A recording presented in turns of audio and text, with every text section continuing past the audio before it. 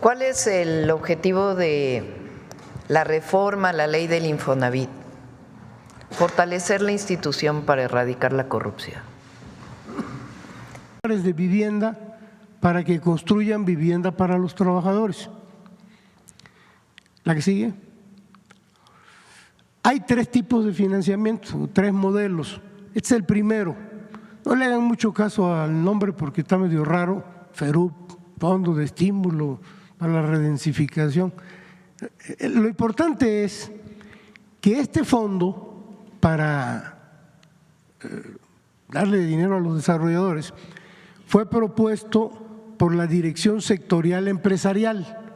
Acuérdense que el Infonavit tiene tres direcciones generales: la Dirección Sectorial Empresarial, la Dirección Sectorial de Trabajadores y la Dirección General del Infonavit, que es la que opera todo el Infonavit.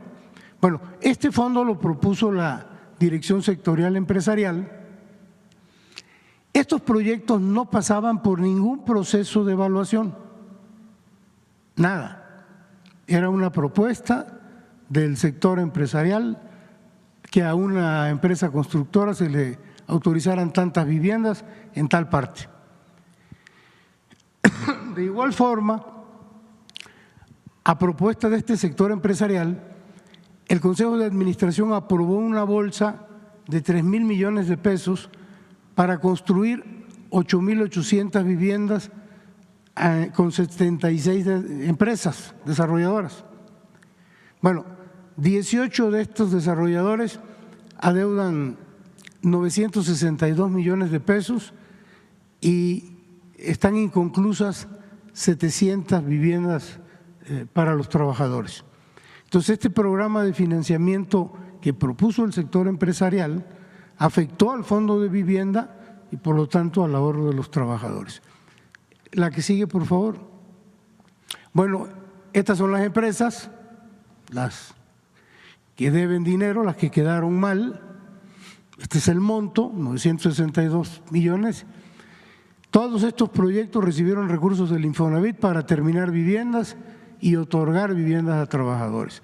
Hay una empresa que debe el crédito desde el año 2013, o sea, tiene ya 12 años, 11, 12 años.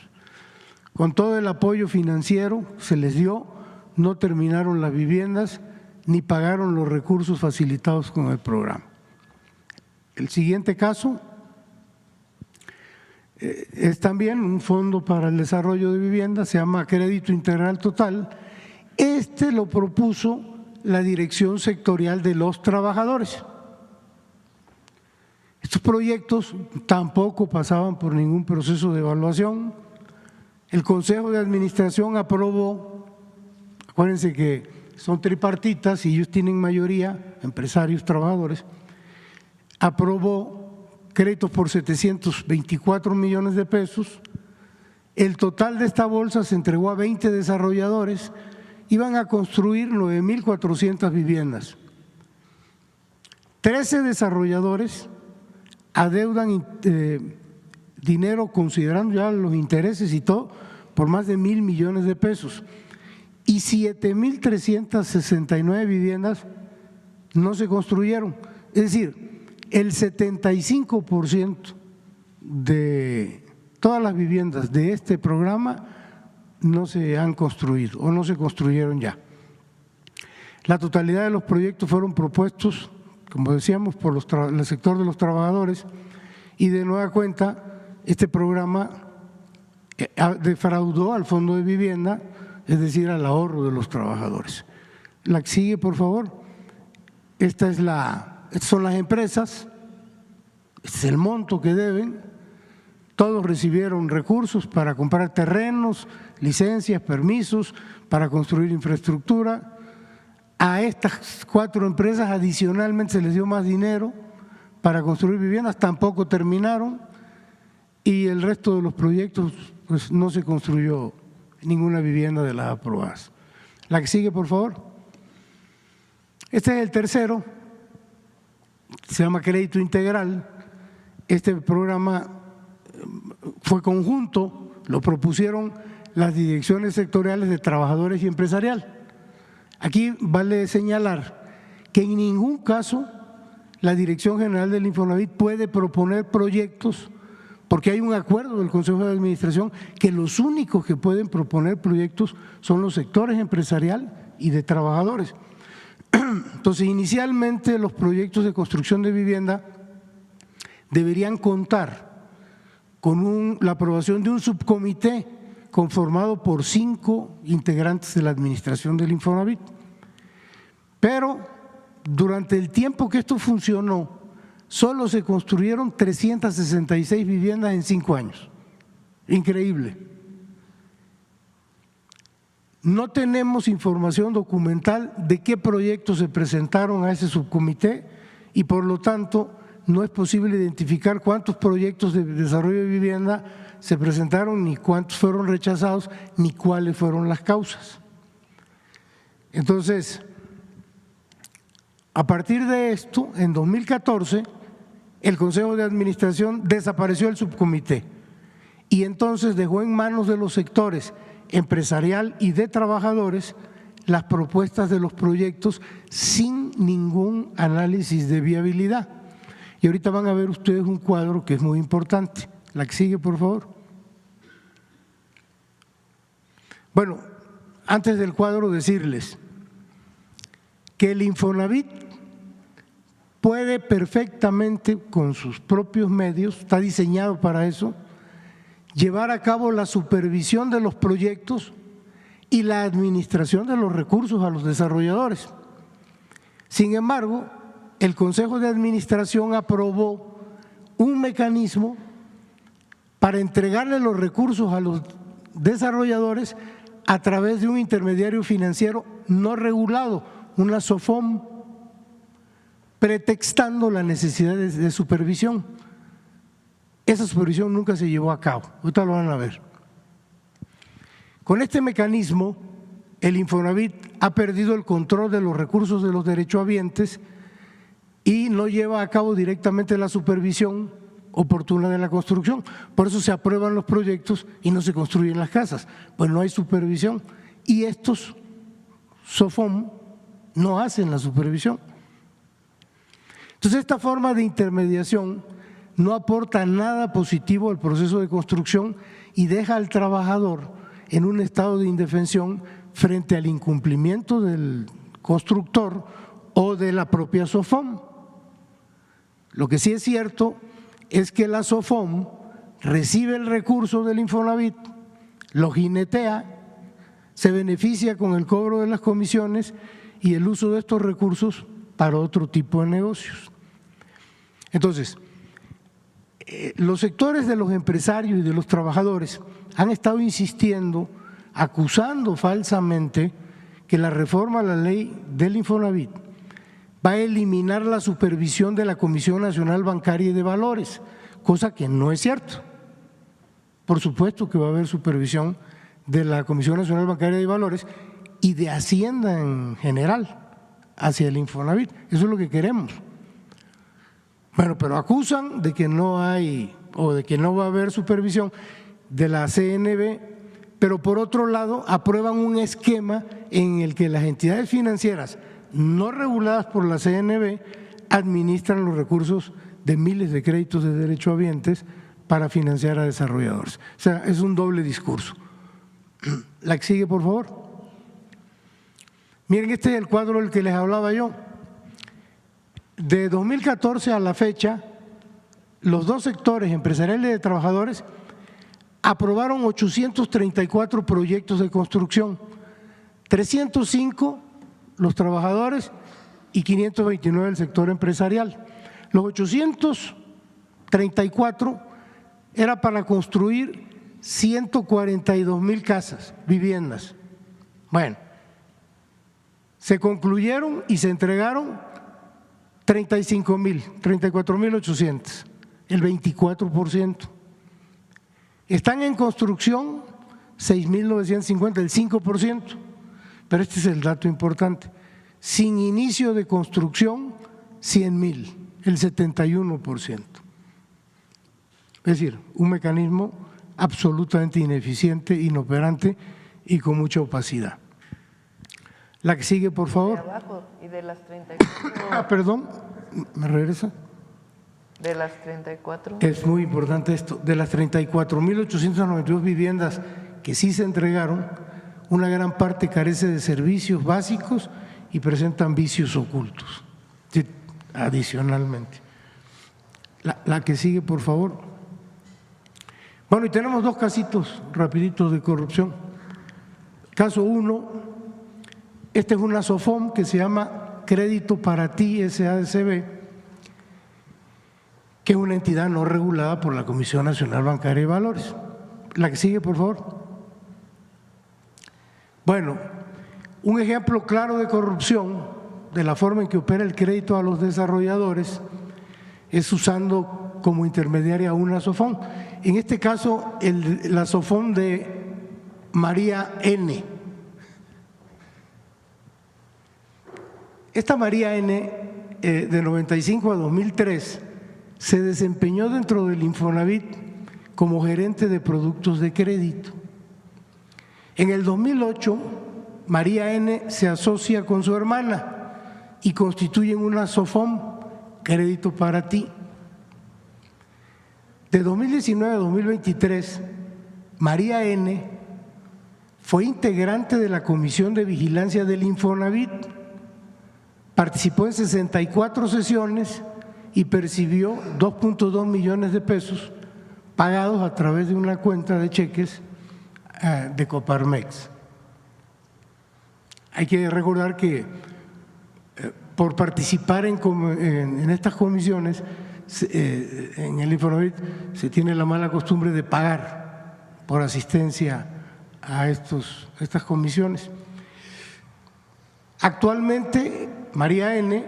forma parte del órgano máximo de gobierno del Infonavit, que es la Asamblea General, y forma parte desde el sector empresarial.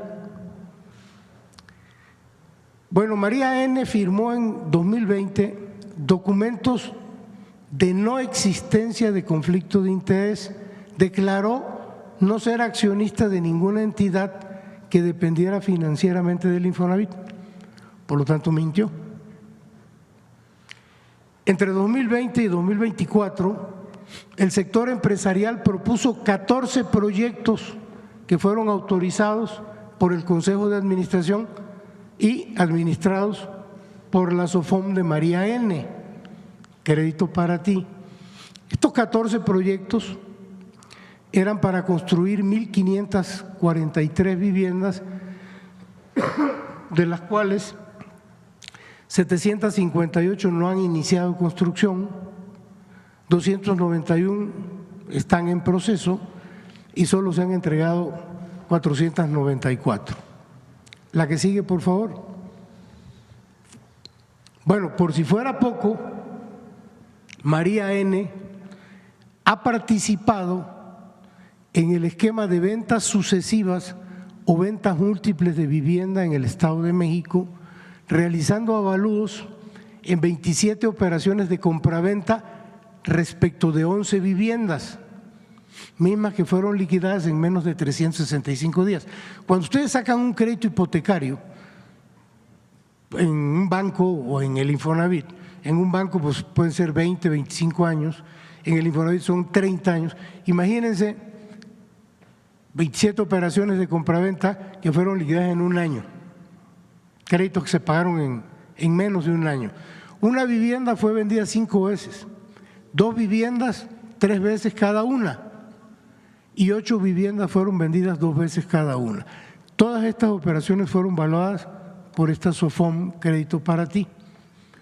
Entonces, esta SOFOM se constituyó en enero del 2008 con un capital social de 5 millones.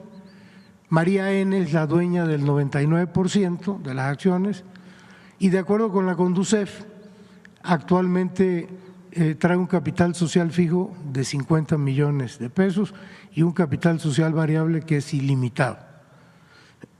La que sigue, por favor. Este es el caso 2, también es interesante. Aquí hay que ponerse un poquito abusados porque tiene varios datos, pero bueno, esta también es una SOFOM, Soluciones de Inmuebles y Medios Express Solimex. Es una SOFOM no regulada por la Comisión Nacional Bancaria y Valores. ¿La que sigue? Bueno, Solimex es un ejemplo claro de conflicto de interés, ya que los desarrolladores, o sea, el constructor, elige a la SOFOM o a la entidad que le va a dar el dinero y que lo va a supervisar, o sea, o que no lo va a supervisar. En 27 de los 31 proyectos propuestos por el sector trabajadores, los desarrolladores estos, los constructores, eligieron a Solimex como administradora. Ojo, 63% de los proyectos nunca inició la construcción. A la fecha, 21 de los 27 proyectos administrados por Solimex adeudan más de 800 millones de pesos que debieron ser usados para comprar terreno, para las licencias, para los permisos. Y de los 4 que sí comenzaron la construcción, adeudan casi 83 millones de pesos, y a pesar de estas irregularidades, lo lógico era que ya no se les diera nada, ¿no? A pesar de estas irregularidades e incumplimientos de Solimex, en lugar de cancelarles ya todas las operaciones y todos los proyectos, se les autorizaron 16 proyectos más por parte del sector trabajadores. Entonces Solimex dejó de entregar recursos a las desarrolladoras por un total de 68 millones de pesos, afectando a más de 300 familias, las cuales se encuentran con un crédito vigente, pero no han recibido su vivienda.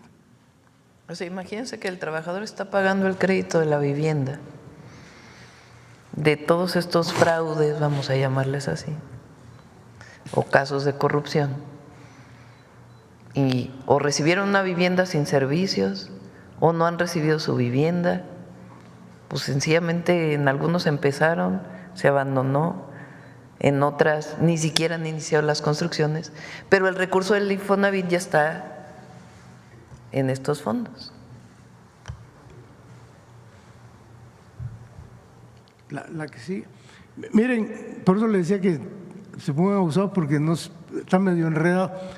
Este es Solimex, la SOFOM, y tiene como director a Jesús N. y tiene como comisario a José N. Chequen bien el colorcito del cuadro, porque Jesús N., que es el director, tiene parientes, estas son, bueno, este es Solimex, estos son los desarrollos que se autorizaron de vivienda y estas son las empresas constructoras. Bueno, Jesús N., que es el director de Solimex, tiene a Francisco N. y a Isis N., que son familiares, este en la constructora SACB y esta en la constructora Proyectos y Edificaciones MAR. Esta señorita o señora y este son hermanos. Bueno, José N. En Solimex es comisario, pero en esta constructora, Quijano Desarrolladores, es accionista. Y bueno, hay otro señor que se llama Joaquín N., que es comisario en Desarrollo Marus, que es una empresa de esa constructora. Aquí es comisario en esta y aquí es el administrador único en esta otra empresa, Supervisión y Construcción SIG. Entonces, bueno, hay una coincidencia que todos estos se llaman Carzabela, Paseo Carzabela, Carzabela Bicentenario, todos se llaman Carzabela. Pero bueno, hay como una especie de red aquí de complicidad. La que sigue, por favor. Bueno, continúo con el mismo asunto. Hay un señor que se llama Abelardo N., que se desempeñó como director sectorial de los trabajadores del Infonavit hasta 2018, hasta finales de antes de que iniciara la administración del licenciado López Obrador. El señor era el director sectorial de trabajadores. En 2017, el director sectorial, Abelardo N., propuso y se autorizaron 6 proyectos para desarrollar fraccionamientos Carzabela, los que veíamos atrás, administrados por Solimex en Campeche, Sonora, Guanajuato, Veracruz, Zacatecas y Yucatán. Entonces se autorizó la construcción de 2.365 viviendas. Se le otorgaron recursos por casi 220 millones de pesos. De estas 2.365 viviendas autorizadas, Carzabela, o sea, los 6 proyectos, inició la construcción únicamente 112 viviendas se iniciaron, mismas que se entregaron sin servicios y con deficiencias en calidad de construcción. Por lo tanto, la gente no los recibió, no están entregadas por este tipo de problemas. Bueno, y este señor Abelardo N., que fue director sectorial de trabajadores del Infonavit de 2009 al 18, pues recibió durante todo el tiempo que estuvo en Infonavit pago, bonos y liquidación de retiro por más de 99 millones de pesos. Nada más su bono de retiro en el 18 fueron 27 millones de pesos. La que sigue. Y este es el caso de Campeche, uno específico de los 6. En 17 se aprobó el Carzabela Bicentenario de Campeche, estaba integrado por 1.116 viviendas, no se ha entregado ninguna. El paquete se encuentra en proceso de construcción, ya tiene un retraso de 5 años, para no leer todo esto, 5 años de retraso. El Infonavit otorgó los recursos a la constructora SACB, que era quien iba a hacer esto, para comprar terreno, licencias, permisos, construcción de infraestructura, y el adeudo a la fecha asciende a 96 millones de pesos, incluyendo los intereses. Adicionalmente, el desarrollador recibió 45 millones para un paquete de 100 casas que no han sido recibidas porque presentan problemas de calidad y no cuentan con servicios. La que sigue, yo creo que ya acabé. Bueno, ya este sí es el remate final. Lo que tiene que ver con la declaración patrimonial y de conflicto de interés, las direcciones sectoriales de los trabajadores y la empresarial decidieron que sus declaraciones patrimoniales y de conflicto de interés no sean fiscalizadas por ningún órgano de control, ni por la Auditoría Superior de la Federación, ni por la Secretaría de la Función Pública. Entonces, dichas declaraciones están resguardadas en un sistema protegido del Infonavit que se ocupa exclusivamente para almacenar esta información. O sea, la información existe, nada más que nadie la puede ver. Para ingresar a ese sistema se requieren 2 llaves electrónicas maestras.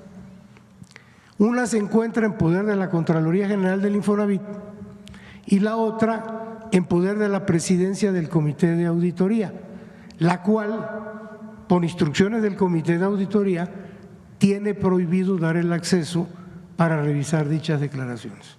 Entonces, son 2 llaves, nada más tenemos una, sin la otra no se puede, no tenemos acceso a estas declaraciones, no nosotros, el país, pues, porque esto es dinero, y sobre todo los trabajadores, esto es dinero de los trabajadores.